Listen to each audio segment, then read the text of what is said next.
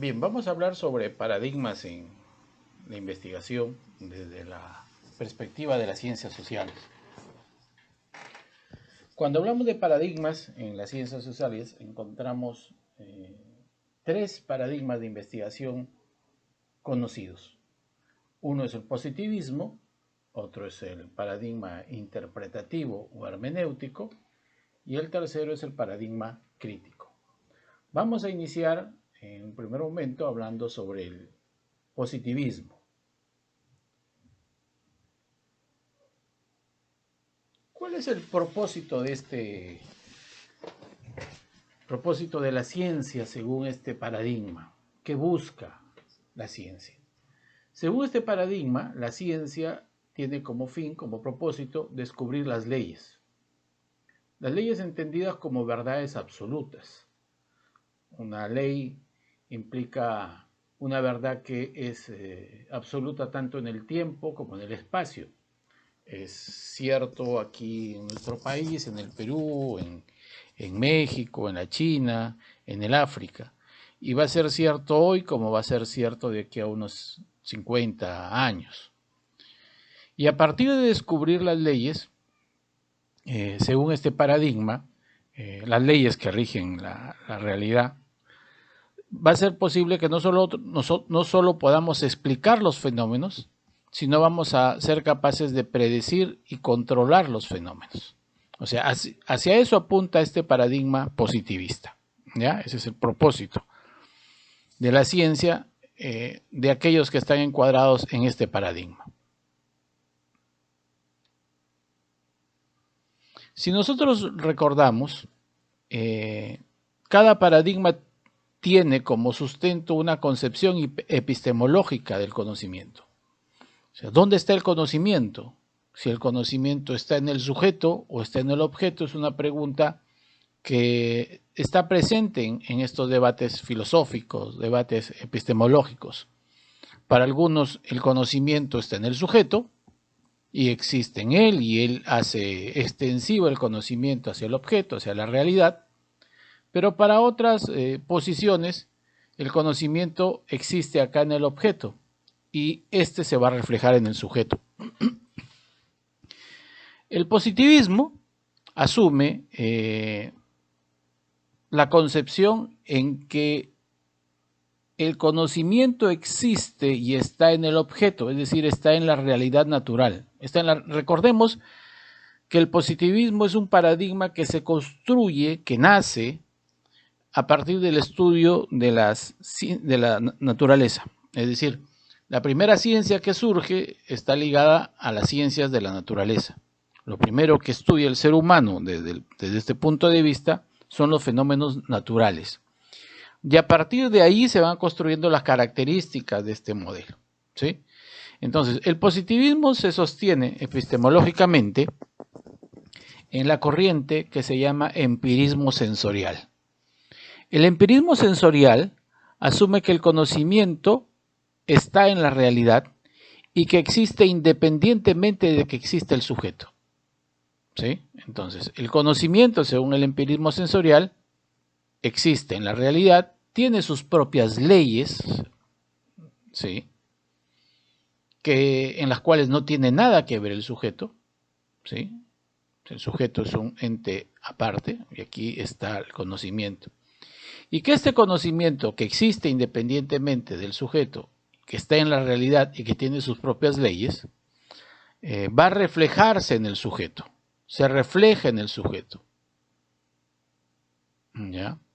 Entonces, ¿en qué momento se refleja? Se refleja mediante la práctica y mediante los sentidos. Por eso empirismo sensorial. El sujeto va haciendo suyo este conocimiento. Entonces la ciencia, en esta lógica, lo que va a buscar es que este conocimiento que existe independientemente del sujeto tiene que reflejarse en él. Él tiene que interiorizar este conocimiento. Ahí aparece la ciencia, el método científico. Entonces, el método científico lo que va a hacer es garantizar que este conocimiento, que tiene sus propias leyes y que existe independientemente del sujeto, se traslade tal cual está al sujeto, en este caso el investigador. ¿Sí? Entonces, para lograr ese aspecto donde el conocimiento, que tiene una existencia independiente, que tiene sus leyes propias, sea interiorizado por el sujeto, de este sujeto, en este caso el investigador, tiene que hacer uso del método científico. Ese método científico debe garantizar que este conocimiento que está aquí en el objeto se traslade tal cual está hacia el sujeto. O sea, el sujeto debe interiorizar este conocimiento de la misma manera en que esté aquí. O sea, es un reflejo, debe reflejarse tal cual hasta él. Para lograr eso, el positivismo exige que el sujeto debe tener ciertas características, le exige ciertas condiciones al sujeto investigador. Uno, que tiene que ser neutral, ¿sí?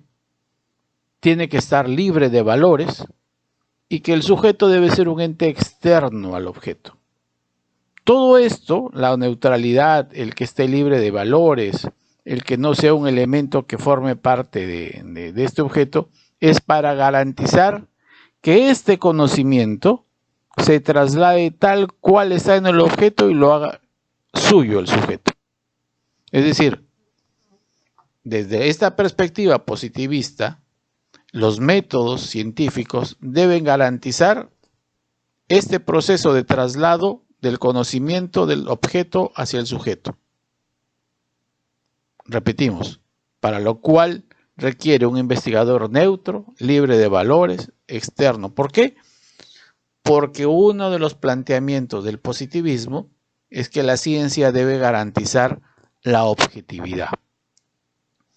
Entonces, la objetividad entendida como que el conocimiento está en el objeto y por lo tanto debe trasladarse las características del objeto tal cual están al sujeto. O sea, debe primar la objetividad, o sea, el reflejo de lo que está en el objeto. Y al requerir que el sujeto sea neutral, sea libre de valores, que sea un elemento externo a esta realidad, y por lo tanto debe estar separado, aquí una separación, una especie de un laboratorio donde este investigador esté al margen de esto de aquí, es para evitar contaminarse, para evitar la subjetividad.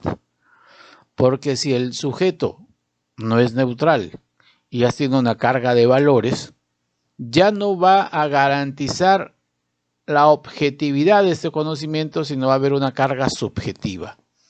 Y desde el punto de vista del positivismo, esto ya no sería ciencia.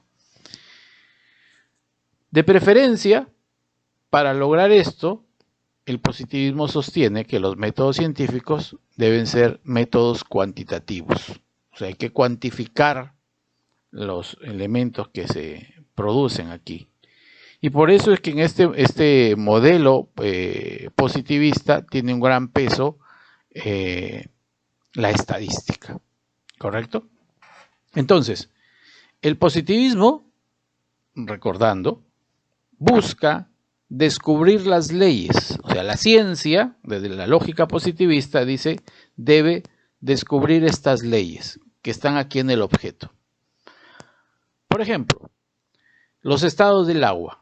El agua, ¿cierto?, elemento básico para el funcionamiento de nuestro planeta, presenta estados. Estado sólido, estado líquido, estado gaseoso. Y el cambio de un estado a otro está en relación a la temperatura. A mayor temperatura, el agua se gasifica. A menor temperatura, el agua se solidifica. Eso existe independientemente, está en la naturaleza, de eso no depende del ser humano. Entonces, si el ser humano quiere descubrir eso, tiene que venir con una posición neutral, libre de valores, y empezar a experimentar con el agua. ¿cierto? O sea, empieza la experimentación y a partir de eso empieza a observar qué pasa con el agua al ser sometida a diferentes temperaturas. Y al ser sometida a diferentes temperaturas, a mayor temperatura o a altas temperaturas, a bajas temperaturas, el investigador va a descubrir que el agua cambia de un estado a otro. Entonces, el investigador no está construyendo sus leyes, está descubriendo, está construyendo para sí, pero las leyes ya existen acá. Y lo que está descubriendo son estas leyes, ¿sí? Que a mayor temperatura pasa el agua de un estado líquido, por ejemplo, a un estado gaseoso, o de un estado sólido a un estado líquido, y a mayor temperatura el agua, por ejemplo, se empieza a evaporar. Conociendo estas leyes, habíamos dicho que desde el punto de vista positivista se pueden predecir los fenómenos. Entonces, ¿qué sucede? Por ejemplo, gran parte del clima de nuestro planeta está regido por las corrientes marinas, ¿cierto? Entonces, cuando hay algún fenómeno que altera el clima de un lugar, el principal elemento que puede permitir al ser humano pronosticar el clima son las corrientes marinas, la temperatura en el agua. Por eso es que cuando se anuncia fenómenos como el fenómeno del Niño en nuestro país, y anuncian que van a haber lluvias en la parte norte de nuestro país, esto se produce gracias a que logran detectar que hay un aumento de temperatura en el agua, en las corrientes marinas nuestras, que son principalmente frías, empieza a haber un sobrecalentamiento. Entonces, si nosotros sabemos que cuando el agua está sometida a altas temperaturas, esta se va a evaporar. Y por los vientos vienen hacia la costa, se encuentran con una masa de aire fría originada por la cordillera de los Andes, y nuevamente esta parte gaseosa se enfría y se produce las lluvias, las precipitaciones. Entonces, eso implica que se cumple esa lógica, ¿no? O sea que, según el positivismo, en la medida que la ciencia logra estudiar esta realidad, va a descubrir las leyes que existen independientemente, y cuando logra descubrir estas leyes que rigen esta realidad natural, el ser humano es capaz de predecir los fenómenos. Esto sucede en ciencias naturales, ¿sí? Ciencias naturales. Y ahí parece que hay un acuerdo, no hay ninguna discrepancia. Sin embargo, cuando aparecen las ciencias sociales, ya va a empezar algunos elementos cuestionadores, pero sin embargo, después de haber todo un interés por estudiar fenómenos naturales, posterior a la Revolución Francesa, empieza a existir un interés por estudiar los hechos sociales. Entonces ya no solo los fenómenos naturales se convierten en algo, en objeto de estudio para los científicos, sino después de la Revolución Francesa empieza a surgir también un interés por conocer los hechos sociales. Y entonces empiezan a surgir disciplinas, ¿ya? Que al estudiar los hechos sociales quieren ser consideradas también ciencias. Pero, ¿qué es lo que pasa? Hay un cambio en el objeto. Mientras anteriormente el objeto de estudio era la realidad natural, ahora aparece un nuevo objeto de estudio, que es la realidad social. Y la realidad social no está compuesta solo por fenómenos, sino que la realidad social tiene como elementos de estudio procesos, ¿no? Procesos, por ejemplo, un hecho histórico es un proceso. Si lo llevamos al campo pedagógico, un proceso de enseñanza-aprendizaje, son procesos. Si hablamos de la sociología, las relaciones sociales de producción, son procesos. Y en estos procesos, el protagonista principal es el sujeto. O sea, es el ser humano pero como ser social. ¿Sí? Entonces ya hay toda una diferencia. Aquí estamos hablando de un sujeto en acción. Por ejemplo, el hecho histórico son los hechos realizados por el ser humano, obviamente en el pasado, ¿no? Hechos trascendentes, pero el ser humano en acción.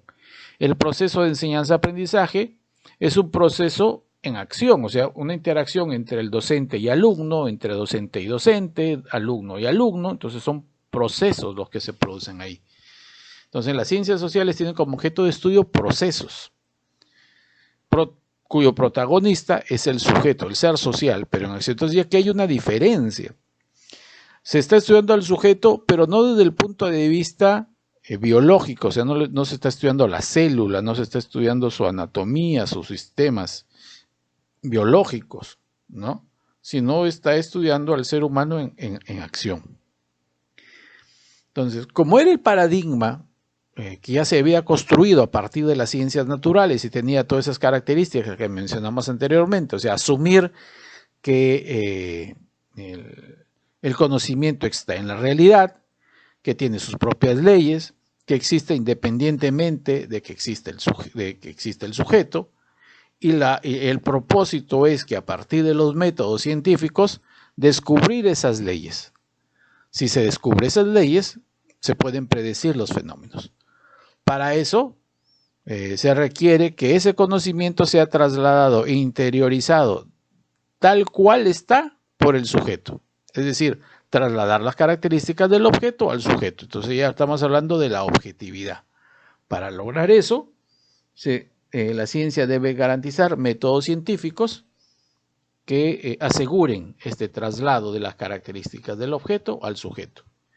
Esto exige que el investigador sea neutral, que esté libre de valores y que sea un elemento externo a esa realidad, para no caer en la subjetividad. Porque si hay subjetividad, entonces ya no hay objetividad, obviamente. Entonces, estas ciencias o estas disciplinas que empiezan a surgir y que empiezan a estudiar, por ejemplo, las relaciones sociales de producción, que empiezan a estudiar los hechos históricos, que empiezan a estudiar el comportamiento humano, quieren ser consideradas también ciencias.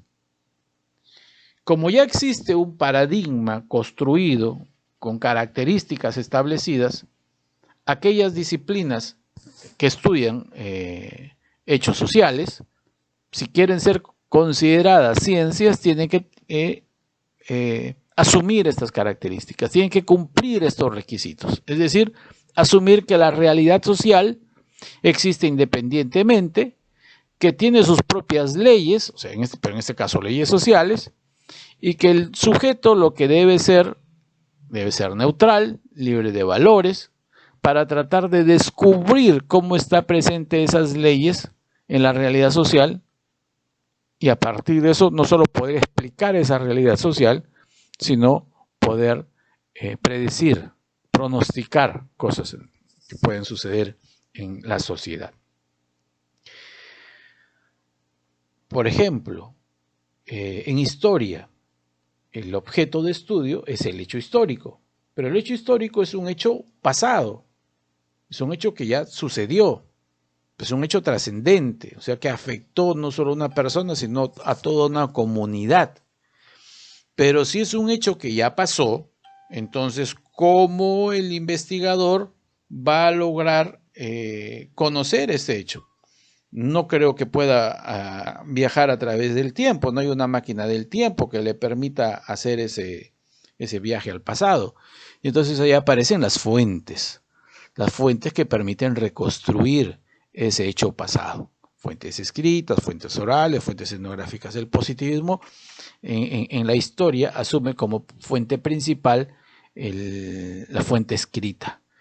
Entonces, por ejemplo, si encuentra el acta de la independencia del Perú, eso se convierte en el reflejo del hecho histórico de la independencia del Perú, y lo que tiene que garantizar ese historiador, en este caso es el investigador científico social, es garantizar que esos datos que están aquí en el acta, que se convierte en la fuente para aproximarse al objeto, sean trasladados de la misma manera hacia el sujeto. Entonces no puede haber interpretación de esa acta de independencia, porque si ya interpretas ya hay una subjetividad y por lo tanto desde esa lógica ya no sería ciencia, desde la lógica positivista. Por eso encontramos en historia, que está dentro del enfoque positivista, a una historia que es descriptiva, una historia biográfica, una historia donde hay relación de obras públicas, ¿no? No hay una interpretación, porque está dentro de ese paradigma. Igual cuando encontramos, por ejemplo, una formación en psicología, que estudia el comportamiento, no sé si ustedes han escuchado cuando alguien dice, bueno, por favor, mira, tu hermana tiene estas características, está con algunos problemas, por favor, podrías tratarla, podrías abordar, investigar, intervenir con ella, y dice, no podría, porque es mi hermana, y no sería objetivo, habría una subjetividad, tiene que ser mejor un psicólogo que esté fuera, que no tenga ningún vínculo afectivo con mi hermano, o sea, inconscientemente también están interiorizando esta postura positivista, ¿sí? Entonces, si lo llevamos al campo educativo, el objeto de estudio es el proceso de enseñanza-aprendizaje. Ese proceso de enseñanza-aprendizaje tiene como protagonistas al maestro y al alumno en acción, en interacción, en relación.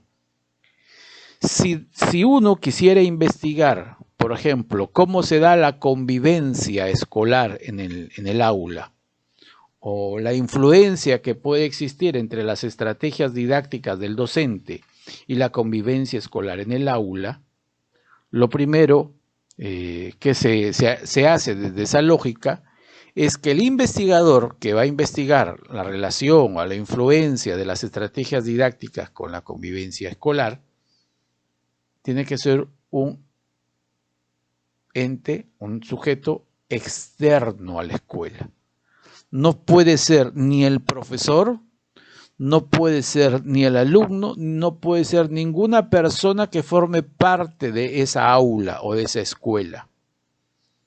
¿Por qué? Porque una de las características es que el sujeto tiene que mantenerse al margen del objeto de estudio, en este caso otros sujetos. Aquí hay una diferencia, aquí hay una característica en las ciencias sociales, ¿no? El sujeto investiga a otros sujetos. Por lo tanto, según el positivismo, este tiene que ser neutral, libre de valores y tiene que ser un agente externo al objeto de investigación. Entonces, bajo esta lógica, el maestro no podría, por ejemplo, investigar su práctica pedagógica, porque como es parte de este objeto, habría subjetividad al estudiar, analizar, al mirar esa realidad. Entonces tiene que ser un ente, un agente extraño a esta escuela. Tiene que venir de afuera para poder tener una mirada objetiva, neutral, libre de valores de cómo está la relación entre las estrategias didácticas y el desarrollo de la convivencia escolar. Porque de repente dice, si este sujeto es de aquí, de repente el profesor le cae mal y tiene una predisposición y por lo tanto la percepción que tenga no va a ser una percepción neutral, sino si hay una inadecuada convivencia puede que inconscientemente él relacione a que eso se debe a las malas estrategias del docente, por ejemplo, o al revés, ¿no? De repente las estrategias didácticas que utiliza el docente no son las adecuadas y está influyendo negativamente en el desarrollo de una convivencia inadecuada en el aula, pero como hay un afecto, una relación amical con el docente va a decir, no, pero eso no depende de las estrategias didácticas, sino dependen de otros elementos, por ejemplo, ¿no? Entonces por eso busca que sea un agente externo. Sin embargo, empiezan ya voces a cuestionar la pertinencia de este paradigma en ciencias sociales y en educación. Parten de una premisa. La premisa es, la realidad social es distinta de la realidad natural.